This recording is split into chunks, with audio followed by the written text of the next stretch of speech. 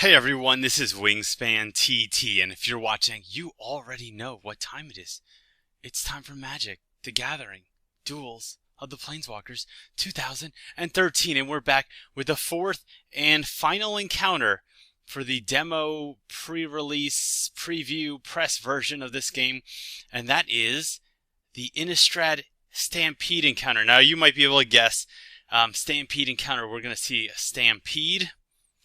Congratulations, you are capable of basic linguistic skills.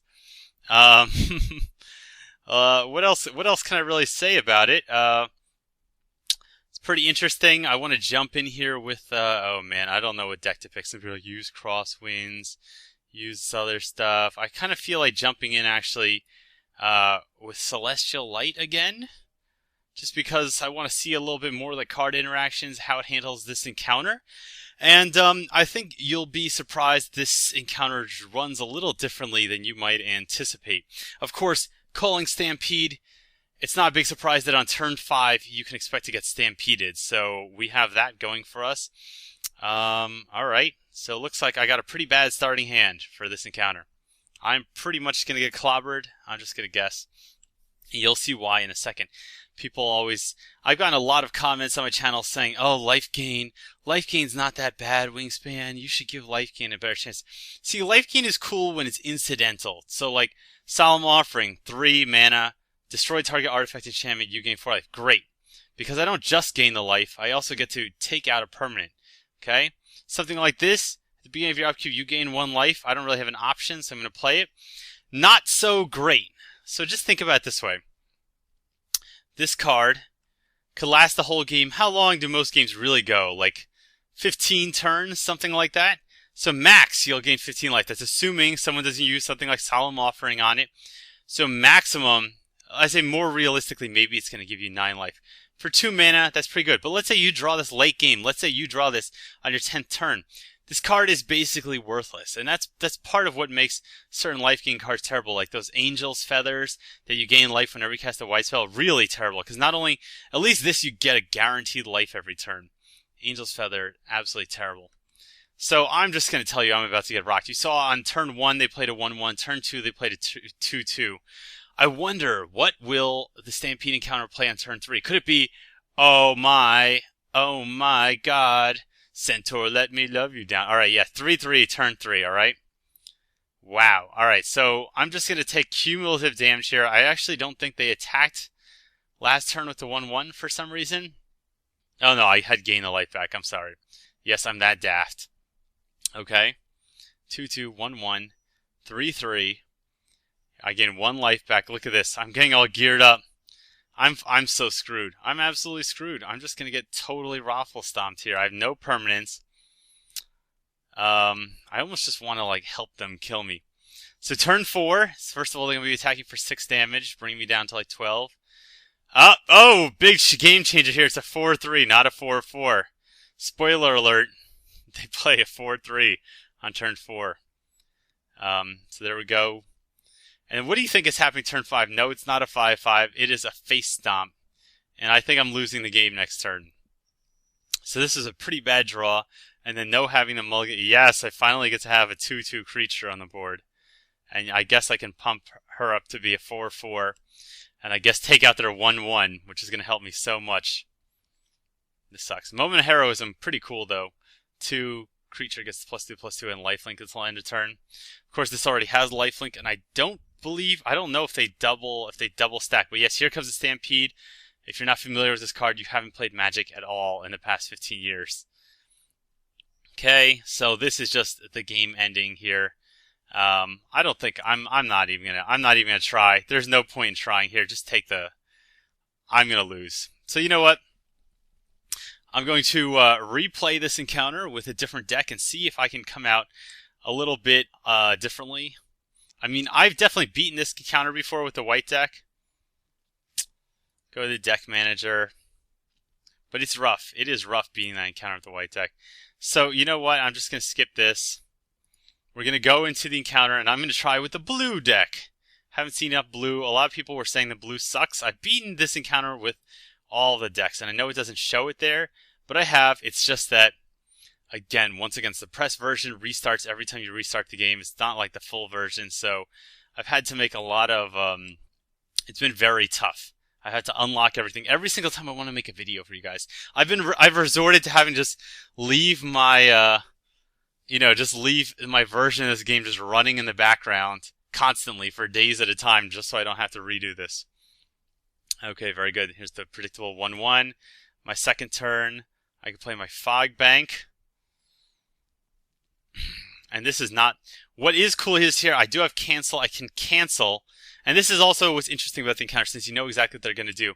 I can cancel their stampede when it comes. So basically that turn, they're going to look to swing for big damage. I can cancel it out, block their 4/3 with my Fog Bank, prevent a lot of damage. And Fog Bank is basically going to put them a turn behind on his aggro, because it's basically on this turn, it's like he didn't attack at all. The next turn, it'll be like he's only attacking with the 1/1 because I'm going to block the 2/2, etc., etc. And people have also said in the comments, well, Wingspan, I don't see what the big deal is. I mean, can't you just, when they attack, doesn't Fog Bank prevent all trample damage? No, it does not prevent trample damage. It only prevents 2 of the damage. And people are like, well, why? I don't understand. Well, the reason is trample damage isn't like they don't need to deal, terminal damage to your creatures in order to assign trample damage to you. They just need to assign terminal damage to your creatures, killing damage that would kill it based on their toughness. So all they have to do is assign 2 damage to this Fog Bank, and then they get to assign the rest of trample damage. So no, it's not like they just can do whatever they want willy-nilly. I could get this out here earlier. I still have 1 turn, and then just start beating them with increasing beats. I do like that idea. Getting the Kraken and Hatchling, though, will put down a lot more defense. So I guess if it's between preventing a lot of damage for the rest of the game or getting in some extra damage early, 1 turn early, I think I'm going to go with the Kraken Hatchling. Buy myself some time. And this is another thing we have to consider. And I can't block with this guy, so I'm just going to attack. So putting the Ring of Eos Isle 1 turn earlier on this creature, for instance, yes, it would get me some early damage, okay? But how much is it really going to help? How many extra turns is it going to take off this guy? Well, if I attack for 3 for every turn, I kill him in 7 turns, right? But if I attack for 3, then 4, then 5, then 6, 3, 4, that's 7, plus 5 is 12, plus 6 is 18, 3, 4, 5, 6. I kill him in 5 turns. So basically, I don't know, cut like 1 or 2 turns off, whereas this will keep me alive for many more turns. So here, you're going to see I'm going to block the 3/3 because it doesn't take any damage to 2/2 here. I only take 1 damage a turn now, which is great. So I'm on a much longer clock. This guy's only got a couple turns to live now. And he thinks he's going to stampede. It's really cute. It really is. It's absolutely adorable. It's not going to happen because I got canceled, motherfuckers. So he's going to basically just get through a tiny amount of damage a turn. He's going to go for the stampede. So now people are saying, oh, this deck sucks. It doesn't suck. You have the ground stall, and you have things like this which make the long-term game very powerful. You can basically pump out your creatures real big. You can put this on multiple creatures. You can move it around. And he's going to stampede. And nope! Firefly, motherfucker! Oh! I'm just going to call this card Firefly forever. Just going to call it Firefly. Personally, I'm a little butthurt about other games, other series getting canceled. I was a really big fan of Rome back in the day, and it really does hurt me that Rome was canceled, that they cut it down to 2 seasons. The second season was so rushed. If you have an opportunity to watch HBO's Rome when you do, definitely watch it, but just watch season 1. The rest of the seasons, not so hot. So now we have interesting options. So you're going to wonder, what is he going to do this next turn? Is he going to cast a 6/6? Well, I'm not going to spoil it for you. You can discover it by yourself. But I'm still have a pretty good board position. So I'm actually going to equip this thing over here. So it's going to get very big and strong.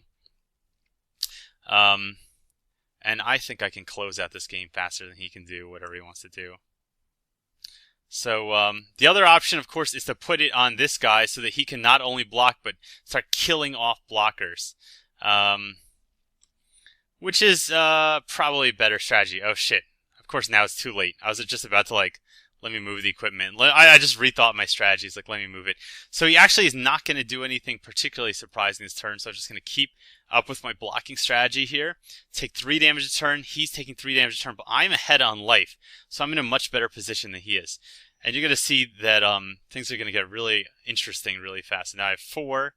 And I could pull this out with Archaeomancer if I want, or I can get Talrand's Invocation, get 2 flyers on the board, which are also blockers this turn. So I think I'm going to opt for that. But first, and this is always the best strategy, not always, it's 99% of the time the best strategy, always attack before you cast your major spells this turn, because you want to see what they're going to do. Now, I know what the AI is going to do because it's an encounter, but against a real player, you want to attack first, because if they cast something that forces you to make a drastic combat decision, you want to have the flexibility post-combat to cast new spells. The other thing is, you know, if he sees that I have 2 2/2s on the board, okay, during combat, he might make a different combat decision. He might be like, well, I'm not going to block. I'm not going to use this instant because I need to take out his other creatures. But if he doesn't know that you have other creatures until after combat, he's in a much worse position. And now this game is over. Because, here we go. So his attacking is going to be a lot worse. There's no reason for me to sacrifice my new guys, all right? I'm not going to sacrifice them, although in some circumstances it's worth it. But I need to attack for 4 + 5 next turn and just wipe him out. So I'm not going to risk anything like that. I'm just going to block, take the damage, and just know that he's on a 1-turn clock. He's going to lose next turn.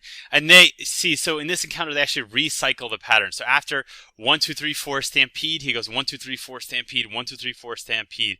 And if you can't stop this flow of creatures or outdeal the damage, you're going to get overrun. Overrun very quickly. Yeah, I'm sorry. I'm saying Stampede, but the word is overrun. And then this is basically it. Then I'm just going to swing. You know what? Fuck it. I'll swing with the 0/4 guy. Just for the lulz. And that's basically it. So far, I find the third encounter is the hardest, but obviously the difficulty of the encounter depends on what deck you take into it. And there you go, everyone. So this is the 4th out of 4 encounters that are in the demo version of this game. I hope you enjoyed this. I hope you see where the encounters are going. And obviously, there's probably going to be somewhere between 6 and 8 more encounters in the game. And they're going to get progressively harder. I heard that there's an encounter where, in the Magic the Gathering official blog, they said there's an encounter where your opponent has an enchantment that's in play that basically, if they get 100 counters on it, they win the game. And you have to stop them before that happens. Very interesting. Unlocking Time Warp. Great card. Everyone, I'm Wingspan TT from TopTierTactics.com. Next time, we're going to look at Plane Chase. Okay, so something we've done, we have something blue. Okay, that's this deck. Okay, we have something borrowed, which is pretty much everything else from the rest of the game. We have something old, Time Warp, kind of old card now. And we're going to have something new, Plane Chase. So we're getting ready to marry this deck. We're going to ask Wizards of the Coast for permission, and then we're just going to go full steam ahead. I'm Wingspan TT. I hope to see you next time on my channel, and I hope to see you online in Magic the Gathering Duels of the Planeswalkers 2013.